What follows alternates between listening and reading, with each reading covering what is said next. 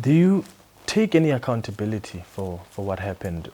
Are there things that you regret during that time, especially during the challenges we saw around this Sassa and the risk of people potentially not being paid?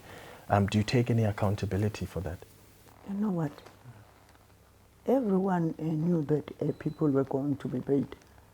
And a big story was created over that. It started as small and it was like a roll of wool. And it became very big because already I think there was a particular agenda that was started. And you know, when you're doing your work and sometimes you go to bed for an hour and you just move forward, you run, you forget your life, you forget your kids. And then something big just comes and you try and fight, and later you think there is no need. Because I had empirical evidence, and I had continued on what other ministers had started. And I had an understanding that that is a human right. And it has to be improved, but also that had to come back to government. And we were right in that process. And because there was a lot of noise, I had to, at some stage, say, people are not going to see the difference. And even so,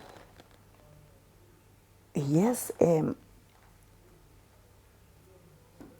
regret what happened, but also you want human beings to be fair and not connive against an individual, and not say sorry when they see that what they pushed is not a good solution. But also, the whole thing of behaving as if other government institutions were not a part of this process is disappointed. And the whole issue about South Africans not understanding what actually were the plans is very sad, because there was no time to even show that this is what people have done. So I can talk about that up to that level, because I still want to go to the ANC and raise my issues where the leadership would listen without outside influence, where they are going to say to me, you were wrong, where I am going to get healing and continue with my life. Did the Integrity Commission not give you that healing? Did they ask you anything, and what exactly were their problems with you, why you were flagged? Look, I don't want to talk about the Integrity Commission because I don't want to talk about it. Is it painful for you? Those tried and tested members of the ANC. And therefore, whatever I would want to raise about what I've experienced there, I would raise within the organization. Are you worried about how you were treated during the Sassa debacle? Do you feel that you were treated unfairly during that time and that you were sort of set up to fail? What worries me a lot is the court of public opinion. You go to courts.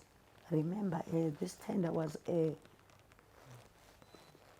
very big fight. You went through court for a long time. And then again, you go to the Constitutional Court. And then again, you go to another extension of the court, and you go to the Integrity Commission. 5 areas. No one has ever faced that in the country. And I feel like I was, you know, when you are undressed and you are raped, when you have never, yes, that is the feeling I had.